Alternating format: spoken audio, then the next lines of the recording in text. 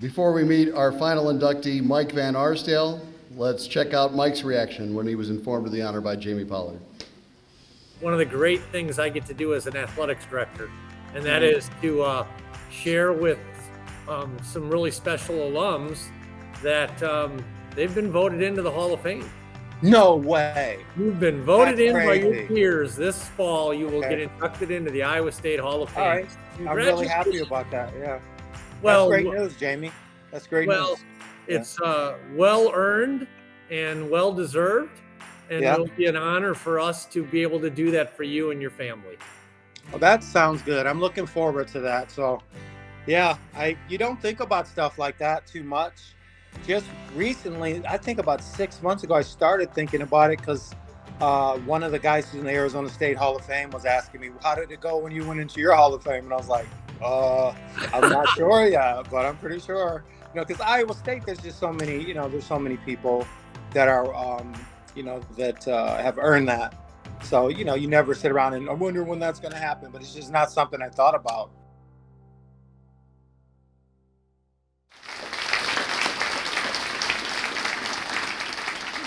Well, we started the night with a Harold Nichols wrestler going into the Hall of Fame, so let's end the night with another. And he's yet another product of Waterloo, Iowa. Mike VanArsdale came to Iowa State in 1984, and a year later, he'd established himself as one of the top 167-pounders in the nation. 3 times Mike was an All-American, and in 1988, he was a Big 8 champion and an NCAA champion. Mike accumulated 108 career victories before embarking on a very successful international career as a 6-time member of the U.S. national freestyle team and a 2-time Olympic alternate. He was also a very successful UFC fighter. Mike is a member of Iowa Wrestling Hall of Fame, and tonight he becomes a member of the Iowa State Athletics Hall of Fame. Please turn your attention to the video board for the story of Mike VanArsdale.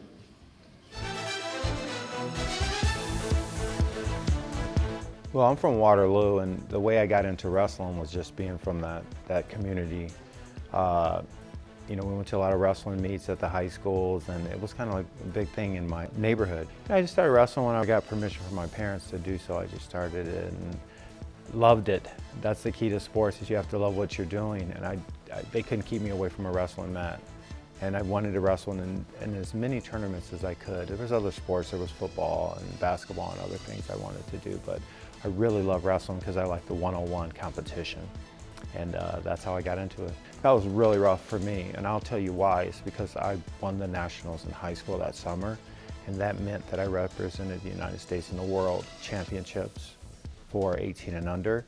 And that was just going straight from a 14-match junior national title right into a training camp, right into wrestling the Russians. And that was really tough for me to go from there to directly into Dr. Harold Nichols' wrestling room. And his wrestling room was different than Jim Gibbons and Ed Bennick because the whole premises, his whole philosophy was to outsuffer your opponents. I didn't have a break. And I was like trying to figure out, why are we running 10 miles this morning? Why am I wrestling Nate Carr? Can he let me up? No, he's not going to. It's 150 degrees in this room. And you just start thinking that this is a rough spot to be in. So it was a tough transition, but somehow I got on the starting team right away, which surprised me. You have mentors. You have people that start believing in you, people that would beat you by 20 points. And the next thing you know, they're beating you by 4 and 5, and they're like, hey, we think you can win this tournament. And that's what they told me in my freshman year. It was Nate Carr and Charlie Gatson. They took, they basically sat me down and says, we think you can win a tournament now. And I was like, what? Win now? And they were like, yes. I think they may have been on point if it were not for some major injuries I got in the Big 8 tournament. I could feel the momentum coming as far as like the teams that I was on that freshman year. They recruited a lot of freshmen. There were so many freshmen on that team and a lot of talent.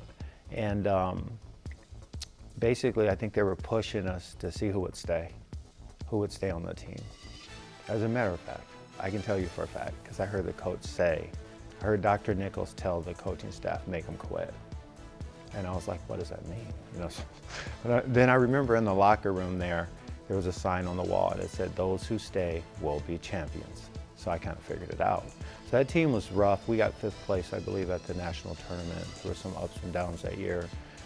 The following year, we started getting better, and we had recruited some really good guys that year as well. That was Nick's last year that would redshirt.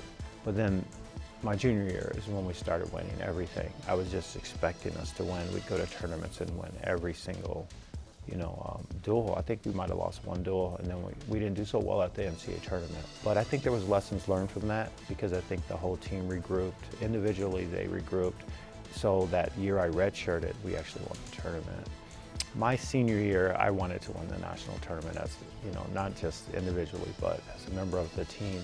And if you look at the points, we had the guys on the team to do it. It's just, all it takes is one, just one bad match from a person or maybe an injury, and both of those things happen. Winning the individual title that was why I came here. Not that I didn't want to go to school in Ames. I loved it. I loved the people outside of the wrestling program, the community. I thrived here, here at Iowa State, but winning the individual title was something that was in my mind the whole time. I felt a little pressure towards the end because I waited to the last year to do it. And to be honest with you, as tough as it was, and it was really tough because I was cutting weight, I was losing a lot of weight. I was 203 pounds. Beginning of the year, I wrestled 167. I lost a lot of muscle. I just was having a hard time with that. So when I won, I laid down in the Hilton Coliseum on the floor. They were telling me to get off the mat. They're trying to break the place down. I was like, no. I was looking up at the lights, which I didn't do during the tournament. But I was looking up at the lights and I was like, I'll never wrestle again.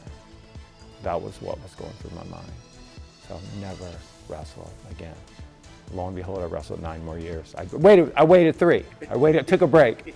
I waited 3, but I wrestled 9 more years internationally. So just to be on the Iowa State Cyclone wrestling team when I first got here, I really loved it. I just feel like I was gonna be part of something big. I would say my legacy was, I wasn't afraid to,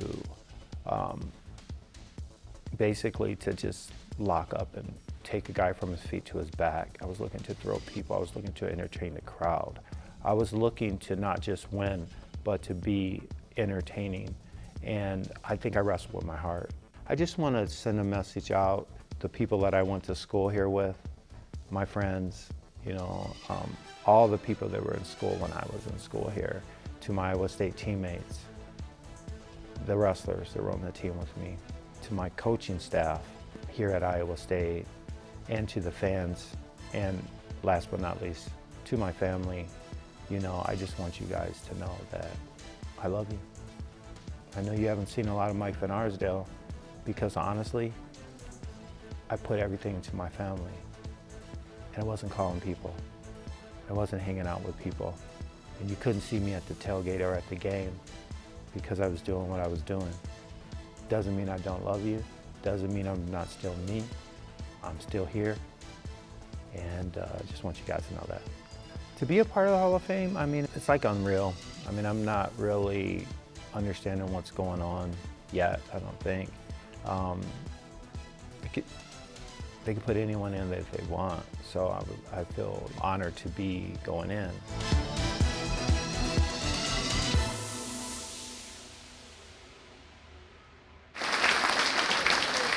Ladies and gentlemen, please welcome Iowa State Athletics Hall of Famer, Mike VanArsdale.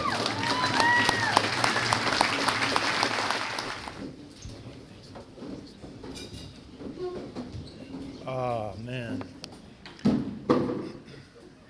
It's going to be tough for me to tell you guys what I plan on telling you tonight, so I'm going to break the ice a little bit.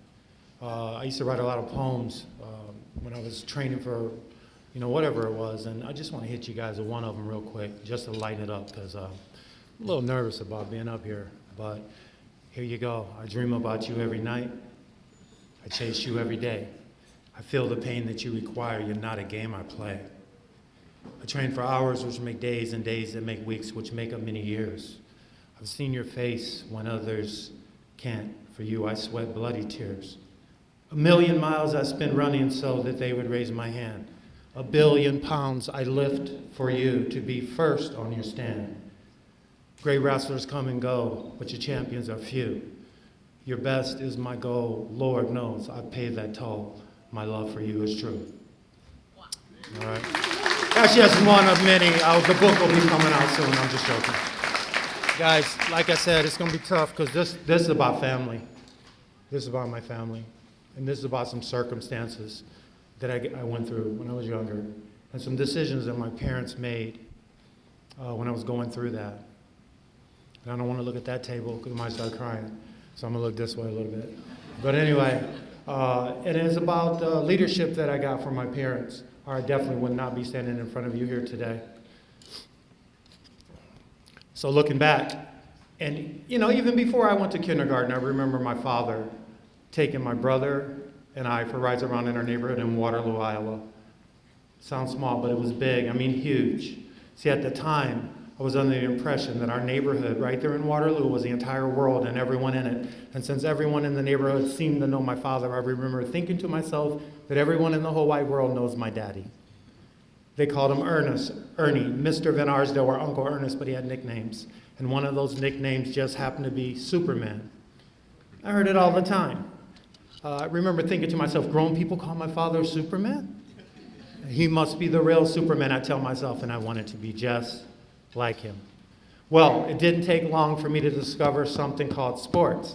I remember thinking at the time, you mean to tell me these big kids get to go to school and they get to put those uniforms on and play with those kids over there against those kids there, and people like your mom, dad come watch and cheer for you? No way. That's what I'm going to do when I get big. I tell myself, I'm going to go to school and I'm going to play sports. And I'd also tell myself over and over again that I was going to be the best they'd ever seen. Well, just down the street and around the corner from when we grew up, there was a high school that had pretty good sports teams at the time. The odds are, if you grew up winning where I did, the teams you cheered for, they wore orange and black. They were the Waterloo East High School Trojans, and I was at every game, meet, and event that I could get to. And to make things even a little bit better, they have what we call rivals coming in from outside of town. Mason City, Marshalltown, Fort Dodge, Cedar Falls, and the list went on. I knew those kids' names, I knew their numbers, I knew what their faces looked like, I knew if they were good or not so good. I couldn't wait for them to get off the bus to face the mighty Trojans. But all Trojan fans knew there could be no greater rival for Waterloo East High School than the high school that didn't bus in from outside of town because they were situated just across the Red Cedar River in Waterloo. No disrespect to the other schools, but their colors were rose and gray. And they were the Waterloo West High School Wallhawks, the high school that I would eventually attend and graduate from. It was a volatile time, people. War, assassinations, social unrest. Time for change, though. It's always times for changes, right? We had to go through it. We had to fight for what we believe in. But as far as I was concerned, as a little kid, the stage was set. It was the late 1960s, early to mid-1970s, and the sports teams from the two high schools clashed, and there I was, a curly-haired little boy in the middle, taking it all in. I remember thinking to myself, I'm going to run like him. I'm going to catch the ball like that. I'm going to shoot like that, dribble like that. I'm going to wrestle just like that boy right there, Mama. You know, I wanted to be just like those boys. I wanted to be just like my father. But there were no trophies on the mantle in our home. The old-timers used to tell us that young boys who left school for work during the Great Depression seldom won awards. There were no medals attached to musty ribbons with faded colors tucked away in dresser drawers. There were no certificates of achievement, no photographs in aging yearbooks for little children to sit around and stare at on rainy days, nor were there high school diplomas in dusky boxes in corners or college degrees mounted upon our walls. I knew this at the time because I thought I heard someone say something and I was like, no, that can't be. Not my father, not my hero. How am I going to do anything better than him, let alone something that he hadn't done? And the struggle was on, and it was real here, and it lasted for years. I remember running up those stairs and crawling up in that bunk bed and pulling those covers over my head. But if I thought anyone was near, because he had TVs in our house, and they can hear me talk out loud to myself because I like to talk out loud to myself. I'd run outside to one of the dog houses, crawl into the house with the dogs, some straw, and perhaps some old bones. But if anyone was near and the leaves were off the trees, I'd take the Illinois Central north to a place we call Blue Meadows to be alone. If the leaves were off the trees, I'd climb that same old tree in our yard. My brothers and sisters back there, they remember the one all the way to the top where the massive trunk would turn thin like a tiny branch, and I'd hold on tight, sway in the wind, and say to myself out loud, "Don't you worry, Daddy, because I'm going to finish school for you. And don't worry, because I'm going to win those gold medals. I'm going to win all of the first place trophies. And all I want is for you and Mom to come to the games or meets, and I want you guys to sit in the crowd, relax, have a good time, and cheer for me." And if I could, on a snowy or rainy day, if I couldn't find anyone to play with, I do what I call practice, and I do it alone. VanArsdale takes the ball back. He looks to his right, his left. He's got a receiver open in the end zone. Touchdown. You know the next end's right, and the crowd goes crazy. Yeah. I was always 45 down with time running out, and I always wanted at the buzzer. Our parents, they were busy raising winners, champions. They were busy laying down the foundation for us to believe in ourselves, to stand up for what we believe in. No sellouts in the house. None of them. No. We don't play that. They also taught us what it felt like to be in a family and what it meant to be in a family. And another thing they taught us I can tell you, man, in our house, there was plenty of laughter. We laughed until we cried. We cried until we laughed, and that's a fact. That's a fact. So they had pretty high standards. And the other thing they taught us how to do was work hard. They put us on about 4 acres of land. We planted every vegetable known to man. The only thing that wasn't in that garden was weeds, because we worked. Trust me, we worked hard. We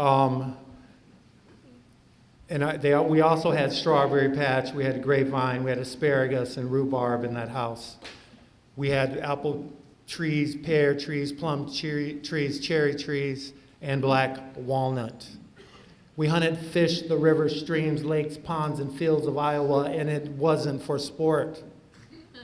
And the animals that we raised needed food, water, shelter, sometimes medicine. That would be the chickens, the geese, the ducks, the guinea fowl, the goats, the rabbits, the black and tans, the Labrador retrievers, the beagle hounds, and a chicken-eating, goose-chasing, child-protecting Belgian shepherd that we children loved and called him Smoke.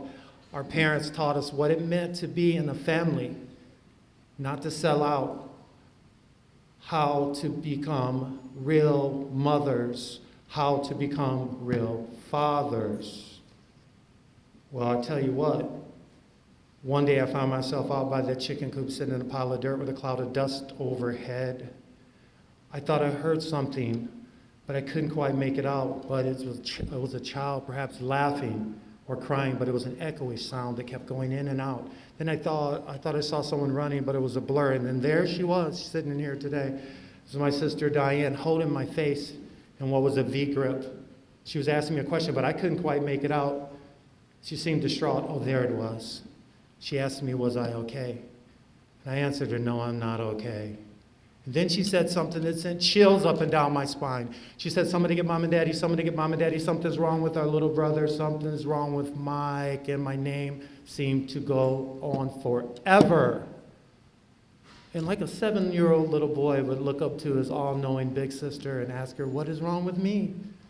And she answered me, like a 10-year-old very concerned big sister, I don't know. And we sat there in that pile of dirt with a cloud of dust overhead, with chicken pecking the ground around our bare feet. We put our arms around each other and we cried, waiting for our parents to come and save us. And I don't know everything, but I can tell you right now, in front of you all, that epilepsy is a scary thing for a 7-year-old and his family. The lack of knowledge, the uncertainty, the fear of seizures, the fear of death, the doctors, the hospitals, the diagnosis, the prognosis. Well, we're going to recommend that Mike wear this helmet when he goes to school. I'm not going to wear that thing. Shh, Michael, listen to the doctors. And when of age, you won't be able to operate a motor vehicle or play any type of contact sports. School, forget about that. I couldn't seem to do anything right there. And the neighborhood kids, most of them, not very nice. And the years went by. And the seizures kept coming and coming and coming, and the years went by. But two things happened. My parents treated me like the other kids, and I never stopped practicing. One day the doctor set us down in the Children's Hospital in Iowa City and said, hey, we're going to take you off the medication effective immediately. Your brain's healing itself at a really fast rate. Guess what, Mike? We got good news for you. You're going to be able to drive a car when you're old enough and play any type of sport that you like. Really? When? December 25th, 1976. That's Christmas Day, U.S. bicentennial year. Many of us don't remember that day. Maybe we weren't born yet, or we just weren't. For some reason or another, we can't recall the date. But for those of us here or listening that can remember that date, do you remember where you were early that morning, right around sunrise? I can tell you exactly where I was. I was sitting in the living room at 427 Albany Street in Waterloo, Iowa, on the east wall of the living room by the heat vent that really didn't kick out in the air, opening Christmas presents with my family, to my brothers and sisters, gifts from our parents. There was a lot of presents underneath the tree that day, but it was down to just a few lonely boxes. And my brother, he's right back there, he had gotten a gift earlier that morning, and I had to have one just like it, and I had my fingers crossed. When someone passed one of the remaining boxes down to my mother, she pulled back the tag and read, to Mike from, and then her voice cracked. They passed the box down to me. I shook it. You know what? It felt like shoes. It felt like shoes. I took the paper off, opened it up, and there they were. They smelled really good. I mean, like different. You see, they were not ordinary shoes. No, they were very special shoes. As a matter of fact, that with the right owner, they were the type of shoes that could change lives. And I knew it. And my mother knew it. At the time I went to St. Mary's, and going back to school after the break, it really didn't mean go back to school. I didn't want to go back to school, but it meant one thing to me, my brother, my friends, and my cousins, and that was wrestling season. And since I was holding my very own pair of wrestling shoes, and trust me, I was holding them tight, I thought that maybe I can be on that team. And about a mile away from where I grew up, on the second story of an old office building that had become the Boys Club of Waterloo, Bill Tate Sr., his son is here today, talked the director into laying down some hard mats and purchasing some singlets and helping the parents support a wrestling club right there in our neighborhood. And lo and behold, they started showing those kids how to wrestle, and they ran the organized practice. And the neighborhood kids, and eventually the kids in all the farms, the surrounding farm communities, started winning state, regional, national, and world schoolboy titles. They were winning titles at such a fast rate that looking back, it was like watching championships fall from the sky like rain. And I thought that maybe I can be on that team too. So I looked at my mother really quick, but she could not talk yet. So I looked at my father, and he looked down and said in a really loud voice, "Your boys are going to have to do something now." Then he gazed up, turned to the left, and walked into the kitchen and started preparing Christmas dinner. And I was sitting there holding those shoes. All I could think of is, Daddy, you have no idea what I'm going to do with these shoes. And the season began. The season began, and I loved it. I loved it. And we don't have a lot of time here, but I'm going to fast forward to a few situations. And driving home from the 1982 state wrestling tournament that was down in Des Moines, Iowa, just a few years after I started wrestling. There I was. And the bracket was in the back of that station wagon. Y'all know what that means, right?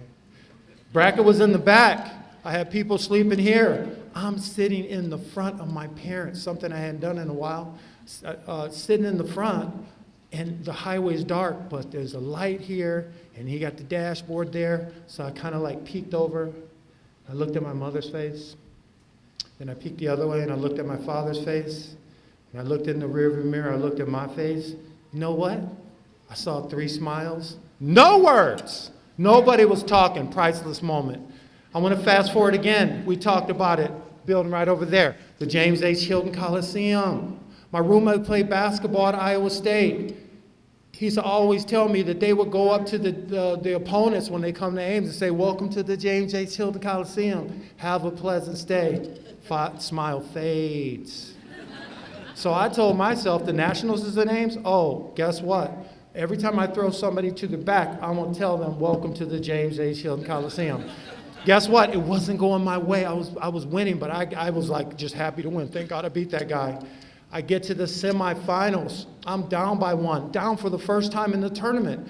And I was really feeling it. I was feeling the heat. So I remember walking. I said, I got to go tell my coach I'm going to win this because I'm not sure what's going to happen. But if I tell him, then I have to win. So I walked over to Eddie Bannick, and I said, hey, Eddie, I'm going to win this thing. And he was like, he smiled at me. I know you will. You're going to win. I was like, okay. And that's what he said. I'm not fancy, but he just smiled and said I was going to win. So I went back to the middle, and the period was 2 minutes long. We was in the third period, last period, 2 minutes long. A minute and a half later, after I launched this guy through the mat again, I had him on his back, and I'm going to tell you what. The noise on the floor. I'm laid on the floor in the Hilton, and everyone's watching the match, and I throw this guy with this crazy throw, and I just hear this roar. And I hear the roar. I got the kid. I see him turning purple, and I look down in my arm. This is no joke. I look at my arm, and he's just like, this crazy sound. And I look, and everything is vivid. I can see it all. The hairs on my arm are doing this. I reached down in that dude's ear. Welcome to the James H. Hilton Coliseum. That's a true story. Welcome to the James H. Hilton Coliseum.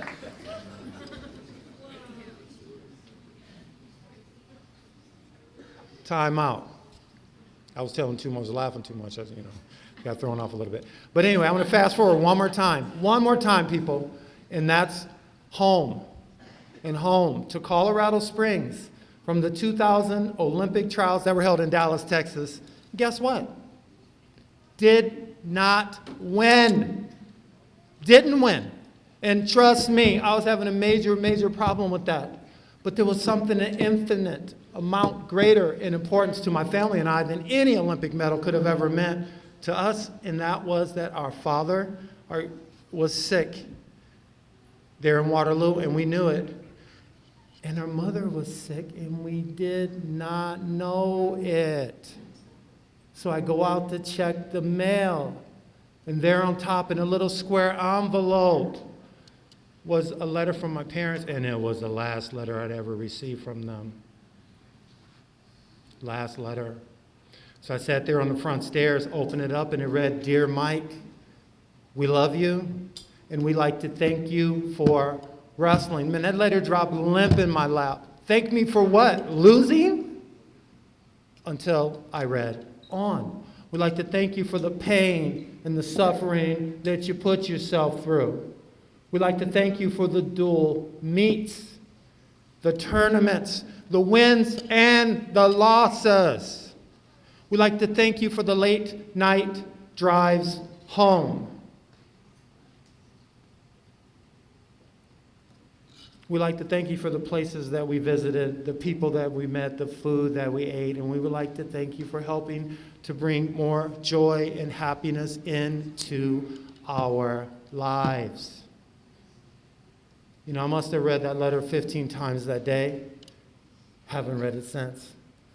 But at first, while reading, all I could think about was a little boy out there in that snow practicing. And then 2 things dominated my thoughts. The first one was, you would like to thank me? And the second one was, I need to put the kids in the car and I need to get home right now. And after driving out of Colorado, across Nebraska, and somewhere in that dark and lonely highway in Iowa, we all know the one, something dawned upon me, and that was that the season was over. I took my energies. I fought and I coached for 20 years, but I took my energies, I put them into what? To my family.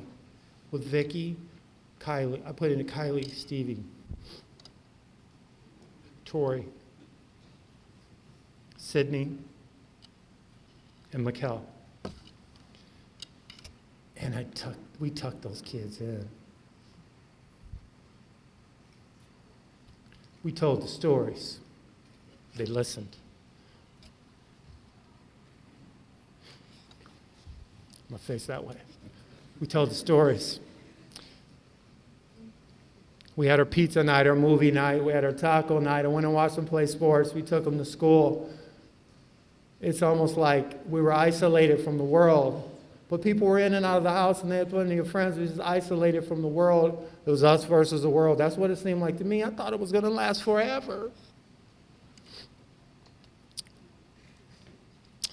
But we all know that cannot happen.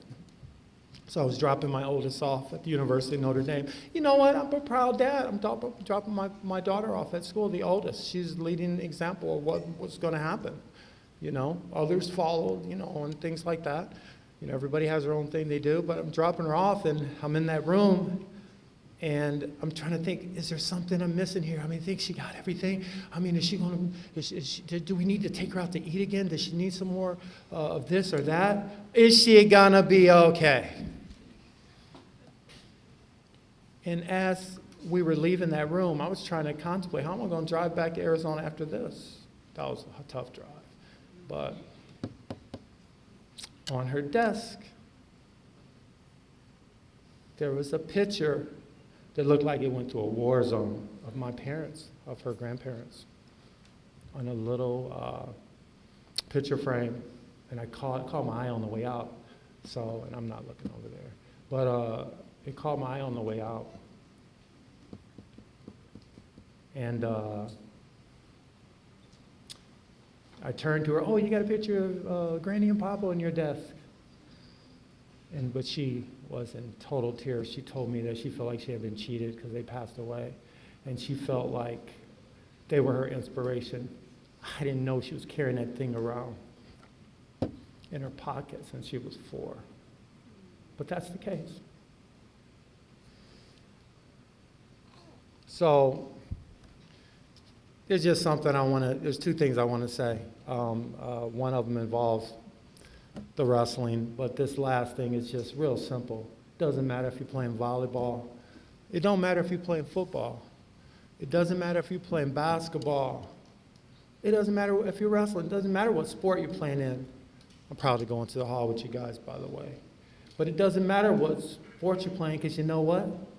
The season never ends. It's the game of life that really matters. It's just part of life, the season. Guys, we got to keep driving forward, and you got to keep reminding the people you love to keep moving forward. Find new avenues to the top in different ventures. The season never ends. I want all of you guys in here to know that's how I feel about it, and that's how I feel about my family. I just want to end it with the legendary Dr. Nichols. And, you know, it's hard to switch up, but I do want to end it with that because it was someone who believed in me, who, you know, always told me I'd practice. I didn't want this guy sitting next to me, man. I didn't want him to plop down next to me and start talking to me, and I'm just listening to him for 5 minutes. He would always tell me I was going to win. And he did run his practice hard, like I said on the tape, like it was outsuffer everybody, and that's what he thought. You get the athletes in, you make them punish each other, and then someone's going to end up winning the title. The team will win through, right? So that was his theory. And this is going out to a special group of people, and it's the current or the future Cyclone athletes. Because nowadays, the people are moving in and out and going here and there, and there's all kind of stuff going on. That's cool if they got to do that. That's what they want to do. That's fine. But I would just like to send a message to them and challenge them, because there's something about loyalty, and there's something about digging in and building your legacy forever. Money is okay, but dang, I think there's more important things than that, right? So I would just like to send the legendary coach, Dr. Harold Nichols, a statement that he used to tell me all the time, and he put it on the wall in our locker room, and that is that those who stay will become champions. I love all you guys. Thank you. Thank you.